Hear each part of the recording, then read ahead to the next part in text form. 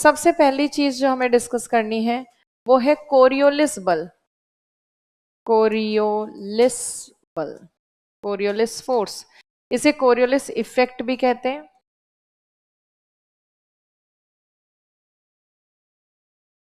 इसको थोड़ा सा डिस्कस करेंगे।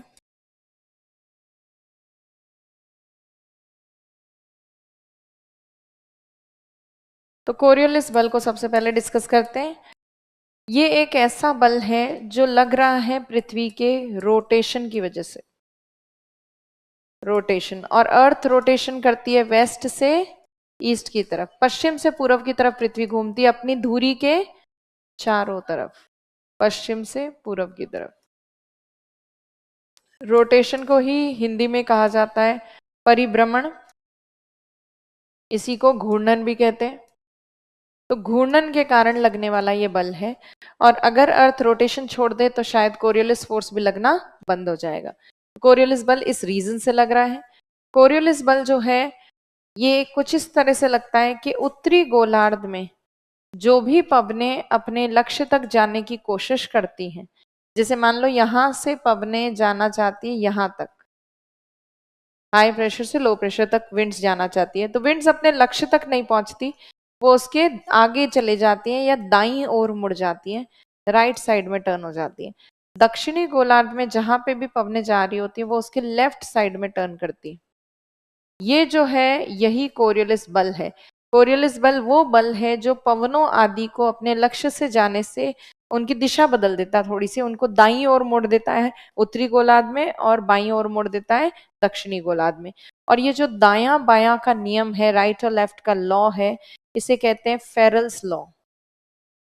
फेरल्स लॉ, फेरल नाम के एक वैज्ञानिक थे, उनके नाम पर इसको कहा जाता है फेरल का नियम, फेरल का नियम। कोरियोलिस बल के कारण ही चक्रवात बनते हैं, कोरियोलिस बल की वजह से ही पूर्वा पश्चिमा पवनें चलती हैं, कोरियोलिस फोर्स की वजह से ही एंटी साइक्लोन्स भी बनते हैं, प्रति चक्रवात, चक्रवात, काफी सारी चीजें हैं जो कोरियोलिस फोर्स पे डिपेंड करती हैं। इवन हमारी मॉनसून विंड्स भी डिपेंड करती है किस पे? कोरियोलिस बल पे। कोरियोलिस बल अब सबसे ज्यादा कहाँ लग रहा है, सबसे ज्यादा कहाँ मोड़ रहा है? तो वो स्थान जो पृथ्वी के बिल्कुल धुरी, ये एक्सिस है अर्थ की जिसको हम धुरी कहते हैं, जैसे ग्लोब के अंदर एक सुई होती है, नीडल होती है, उसके चारों तरफ ग्लोब घूमता है, वैसे ही हमारी पृथ्वी में अगर हम कल्पना करें किसी सुई की जिसके चारों तरफ हमारी पृथ्वी घूम रही होगी, वो कहलाएगी पृथ्वी की धुरी, एक्सिस। अर्थ के एक्सिस जो है उसकी टिप टच करती है किसको? नॉर्थ पोल को और साउथ पोल को। तो नॉर्थ पोल और साउथ पोल का जो टिप है या बिंदु है वो तो धुरी के ऊपर ही स्थित है, तो वो उसमें वो बहुत ज्यादा घूमता है, या घूमता नहीं, बहुत ज्यादा उसमें घुमाव महसूस होता है। डायरेक्शन का जो चेंजेस है वो सबसे ज्यादा फील कहाँ होते होंगे? ध्रुवों पर। तो सबसे ज्यादा कोरियोलिस फोर्स कहाँ लगता है? पोल्स पर लगता है, ध्रुवों पर लगता है। सर्वाधिक कोरियोलिस बल पोल्स पर, ध्रुवों पर लगता है। हाईएस्ट कोरियोलिस फोर्स,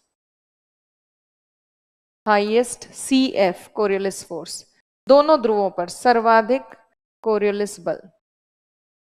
और विषुवत रेखा जो होती है वहां पे सबसे कम कोरियोलिस फोर्स लगता है। 0 डिग्री कहते हैं इक्वेटर को, 0 डिग्री पर कोरियोलिस फोर्स की वैल्यू भी 0 है। न्यूनतम कोरियोलिस बल या बिल्कुल लग ही नहीं रहा कोरियोलिस फोर्स, कहाँ पे? इक्वेटर पे। अब कोरियोलिस फोर्स बहुत शॉर्ट में समझते हैं कि कैसे क्रिएट हो रहा है। ये वाला डायग्राम बनाएंगे हम बाद में, थोड़ी देर बाद ये वाला भी बनाएंगे, पर कोरियोलिस फोर्स को थोड़ा सा समझते हैं। आपको पता है अर्थ का शेप किस तरह का है? जियोइड शेप है। इलिप्टिकल शेप कह रहे हो आप, बट एग्जैक्ट उसका जो नाम है वो जियोइड शेप है। जियोइड शेप कुछ ऐसा है कि पृथ्वी ध्रुवों से थोड़ी सी चपटी है और विषुवत रेखीय क्षेत्र में थोड़ी ज्यादा फैली हुई है, प्रसारित है, एक्सपेंडेड है। तो अर्थ पे, अर्थ का सबसे एक्सपेंडेड, सबसे फैला हुआ भाग है इक्वेटर, विषुवत रेखा, और यहाँ पे पोल्स मान लीजिए। तो अब अर्थ जब रोटेशन करती है पश्चिम से पूर्व, तो रोटेशन की वजह से ही दिन और रात बनते हैं। एक रोटेशन अर्थ का 360 डिग्री का जो रोटेशन है वो लगभग कंप्लीट होता है 24 घंटे में। 24 आवर्स में एक रोटेशन कंप्लीट करती है अर्थ। हालांकि एग्जैक्ट है 23 घंटे 56 minute 4 second, but round figure में लगभग माने तो 24 घंटे में। अब 24 घंटे में पृथ्वी के हर स्थान को 360 डिग्री घूमना है, सबको एंगुलर डिस्टेंस सेम कवर करना है। कोणीय दूरी पृथ्वी का हर बिंदु बराबर ही तय करेगा, हर बिंदु 360 डिग्री ही घूमेगा, पर रेखीय दूरी लीनियर डिस्टेंस सबसे ज्यादा किसको कवर करना पड़ेगा? विषुवत रेखा। जैसे मान लीजिए ये एक पॉइंट है ध्रुवों पर और ये एक पॉइंट है इक्वेटर पर।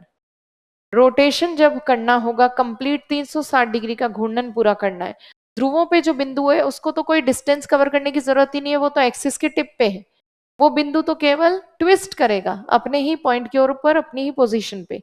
जबकि इक्वेटर के ऊपर जो पॉइंट है उसको बहुत लंबी दूरी तय करके वापस इस स्थान पर आना पड़ेगा, तब जाके उसका एक रोटेशन कंप्लीट माना जाएगा। जैसे इस पॉइंट का अगर हम देखें रोटेशन, ये यहाँ से रोटेशन स्टार्ट करेगा, घूमेगा घूमेगा पीछे की तरफ जाएगा, घूमेगा घूमेगा फिर जाके यहाँ पे आएगा, तब जाके उसके 360 डिग्री कवर होंगे। तो इक्वेटर जो है, जो कि सबसे एक्सपेंडेड पार्ट है अर्थ का, वहां पर किसी भी पॉइंट को अपना एक रोटेशन कंप्लीट करने के लिए बहुत लंबी दूरी तय करनी पड़ती है। समय सबके पास सेम है, डिस्टेंस ज्यादा कवर करना पड़ रहा है कहाँ? इक्वेटर पे। तो रोटेशन की स्पीड का इफेक्ट सबसे ज्यादा कहाँ होगा? इक्वेटर पे। विषुवत रेखीय क्षेत्र में पृथ्वी की घूर्णन की गति सबसे ज्यादा रहेगी, क्योंकि वहां पे किसी भी बिंदु को जल्दी से घूम के आना होता है, 360 डिग्री कवर करने के लिए उसे लंबी दूरी तय करनी है, इसलिए उसको फास्ट चलना पड़ेगा। और सबसे कम रोटेशन की स्पीड है पोल्स पर, उनको कुछ करना ही नहीं, उनको ट्विस्ट होना है केवल वहीं पे। तो इसीलिए रोटेशन स्पीड में डिफरेंसेस होते हैं। सर्वाधिक घूर्णन की गति होती है विषुवत रेखा पर। किसकी स्पीड की बात कर रही है? विंड की स्पीड की बात नहीं हो रही, किसी चीज की स्पीड की बात नहीं हो रही, रोटेशन की स्पीड की बात हो रही। अर्थ के रोटेशन की स्पीड, रोटेशनल स्पीड हाईएस्ट है इक्वेटर पे और सबसे लोवेस्ट है पोल्स पे। तो जब हम इक्वेटर से पोल्स की तरफ जाते हैं, घूर्णन की गति कम होती जाती है। मान लीजिए यहाँ पे हम किसी एक स्थान की बात करें, किसी एक लैटिट्यूड की, यहाँ एक व्यक्ति खड़ा है ए नाम का, यहाँ बी नाम का व्यक्ति, यहाँ सी नाम का व्यक्ति, ए बी और सी। अब ए के पास एक बॉल है, ये है वो बॉल। ए बी को बॉल फेंकना चाहता है बी की तरफ। अब मान लीजिए कि ए बी और सी जिस स्थान पर खड़े हैं वहां की अर्थ की रोटेशनल स्पीड को हम इमेजिन कर लेते, कल्पना कर लेते। मान लीजिए इक्वेटर की रोटेशनल स्पीड है 200 किलोमीटर प्रति सेकंड, इसके ऊपर आसपास के एरिया की 100 किलोमीटर प्रति सेकंड, थोड़ी कमी होगी इक्वेटर से, यहाँ नीचे की भी 100 किलोमीटर प्रति सेकंड। ये काल्पनिक है, रियल नहीं है। अब जब ए नाम का व्यक्ति बी की तरफ अपनी बॉल फेंकेगा, मान लीजिए 1 सेकंड में बॉल बी तक पहुंचती है, तो बी रुका हुआ वहां वेट तो कर नहीं रहा, हर चीज अर्थ पे कंटिन्यू रोटेट कर रही है, रुक रही तो नहीं है। तो इसीलिए 1 सेकंड के बाद बी अपनी पुरानी पोजीशन से कितना आगे निकल जाएगा?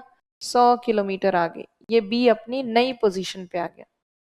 अब बॉल जो कि ए वाले जोन से आ रही है, अधिक गति वाले क्षेत्र से आ रही है, बॉल घूम रही थी पश्चिम से पूर्व की ओर 200 किलोमीटर प्रति सेकंड की दर से, और फिर ए ने उस पर एक्स्ट्रा फोर्स लगाया और उसको भेजा बी की तरफ।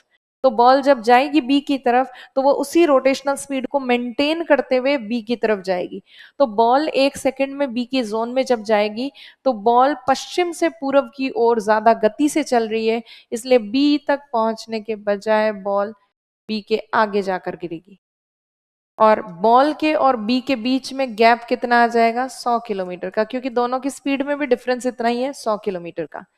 तो अब ए का टारगेट क्या था? ए का टारगेट था बी तक बॉल को पहुंचाना, टारगेट ये था बी, जबकि बॉल पहुंची उससे आगे जाकर। तो ये इस लक्ष्य का कौन सा साइड हुआ? Right side. इसीलिए कहते हैं कि उत्तरी गोलार्ध में हमेशा कोरियोलिस बल वस्तु को मोड़ देता है राइट साइड, दाईं ओर, चाहे वो कहीं से भी आए। अब सेम चीज अगर सदर्न हेमिस्फीयर में होती, 1 सेकंड में बॉल जब तक सी तक पहुंचती तब तक सी निकल चुका होता 100 किलोमीटर आगे, पर बॉल सी तक पहुंचने के बजाय बॉल तो सी से भी ज्यादा आगे जाकर गिरती। तो इसका मतलब जिस लक्ष्य की तरफ बॉल भेजनी थी सी की तरफ, वो उससे आगे जाकर गिर गई, आगे जाकर गिरी। तो लक्ष्य था सी, लक्ष्य मतलब बॉल का फेस किस तरफ था फेंकते वक्त, नॉर्थ से साउथ की तरफ, बॉल अपने टारगेट से आगे गिरी, तो ये कौन सा हैंड है, लेफ्ट साइड। तो लेफ्ट हैंड साइड पे टर्न करता है कोरियोलिस फोर्स सदर्न हेमिस्फीयर में, दक्षिणी गोलार्ध में। तो कोरियोलिस फोर्स का ये नियम इस तरह से डिराइव किया गया है, निकाला गया है। उत्तरी गोलार्ध में हमेशा दाईं ओर घुमाएगा कोरियोलिस बल, दक्षिणी गोलार्ध में हमेशा बाईं ओर घुमाएगा, लेफ्ट साइड में। ये आपका लेफ्ट और राइट नहीं है, ये किसका लेफ्ट और राइट है, जो ऑब्जेक्ट मूव कर रहा है उसका लेफ्ट और राइट है। और हमें मेनली ये कोरियोलिस बल अप्लाई करके देखना है किसके ऊपर, पवनों पे। विंड जिस भी डायरेक्शन में चल रही होगी उस डायरेक्शन के हिसाब से फिर उसको राइट में मोड़ना है अगर उत्तरी गोलार्ध में है, और लेफ्ट में मोड़ना है अगर वो दक्षिणी गोलार्ध में। क्लियर है कोरियोलिस बल? तो कोरियोलिस बल पृथ्वी के परिभ्रमण या घूर्णन के कारण लगता है, रोटेशन की वजह से लगता है। कोरियोलिस बल के कारण वस्तु जो है, खास तौर पे फ्रीली मूविंग ऑब्जेक्ट्स जैसे कि पवने आदि, मुक्त रूप से गति कर रही वस्तुएं मुड़ जाती। फ्रीली मूविंग क्यों बोल रहे हैं, क्योंकि अगर कोई चीज इंजन से चला रहे हो, मोटर लगी हुई उसमें, तो वो तो अपनी डायरेक्शन चेंज कर सकती है। फ्रीली मूविंग जिसमें कोई इंजन मोटर नहीं लगा हुआ, वो कोरियोलिस फोर्स की वजह से टर्न होता है, नॉर्दर्न हेमिस्फीयर में राइट साइड में, सदर्न हेमिस्फीयर में लेफ्ट साइड में। इस नियम को कहते हैं फेरल का नियम। सबसे ज्यादा कोरियोलिस बल लगता है ध्रुवों पर, सबसे कम जीरो लगता है कहाँ, इक्वेटर पर। इसी कोरियोलिस बल की वजह से पवनें चलती हैं, इसी की वजह से चक्रवात बनते हैं, साइक्लॉन्स, एंटी साइक्लॉन्स, सब कुछ कोरियोलिस फोर्स से बनता है। मॉनसून विंड्स को और मॉनसून को समझने के लिए भी कोरियोलिस फोर्स सबसे इंपॉर्टेंट है। क्लियर है कोरियोलिस फोर्स? तो कोरियोलिस बल को, ये वाली चीजें तो सिर्फ हमारे समझने के हिसाब से थी, हम केवल ये वाले पॉइंट्स लिखेंगे, ये नहीं करेंगे। तो आप ये वाला डायग्राम बनाएं और ये वाला बनाएं, और बना लिया? अच्छा बनाओगे ये वाला, चलो बनाओ जो बनाना है। ये दो तीन डायग्राम है, मेन आपको ये वाला और ये वाला डायग्राम बनाना है, फेरल का नियम लिखना है, और शॉर्ट में मैं आपको 2 लाइन लिखवा भी दूंगी, पर आप, हाँ, हम्म, हाँ, हम्म, हम्म। अर्थ पश्चिम से पूरब घूम रही है, इसीलिए उत्तरी गोलार्ध में वो दाईं ओर मोड़ रही है वस्तुओं को, और दक्षिणी गोलार्ध में बाईं ओर मोड़ रही है। क्योंकि जब तक वो ऑब्जेक्ट हाई स्पीड जोन से जहां से छोड़ा गया है, वो जहां टारगेट स्पॉट तक पहुंचता है, तो ऑब्जेक्ट तो टारगेट से आगे निकल जाता है, और टारगेट का जो सरफेस था वो पीछे ही रह जाता है, क्योंकि उसकी रोटेशनल स्पीड कम होती है। तो ये है आपका कोरियोलिस फोर्स।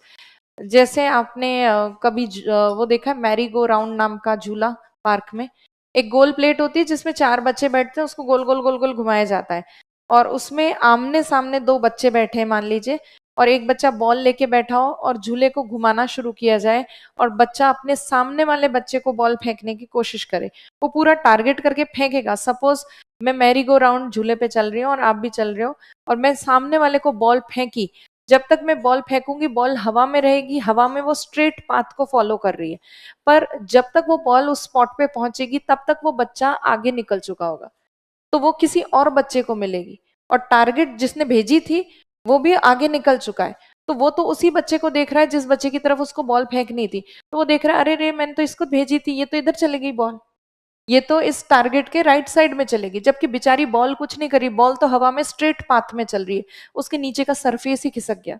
इसीलिए ये इफेक्ट क्रिएट होता है, ये रियल फोर्स नहीं है, बॉल मुड़ी ही नहीं है, बॉल तो स्ट्रेट पाथ फॉलो कर रही थी। तो ये कोरियोलिस फोर्स केवल एक आभास है, ये एक आप कह दो इल्यूजन है, जो क्रिएट हो रहा है किसकी वजह से, अर्थ के रोटेशन की वजह से। हाँ, हाँ, हवा तो बेचारी सीधी जा रही थी, जैसे बॉल सीधी जा रही थी, पर उसके नीचे का सरफेस ही मूव कर गया, तो उसकी वजह से ये इल्यूजन क्रिएट होता है। इसलिए कोरियोलिस फोर्स एक रियल फोर्स नहीं है, ये एक स्यूडो फोर्स है, ये कृत्रिम, मतलब आप ये कह लो रियल फोर्स नहीं है, केवल एक प्रभाव मात्र है, जो हमें लग रहा है, आभास हो रहा है, सिर्फ इसलिए क्योंकि हम सब घूम रहे हैं।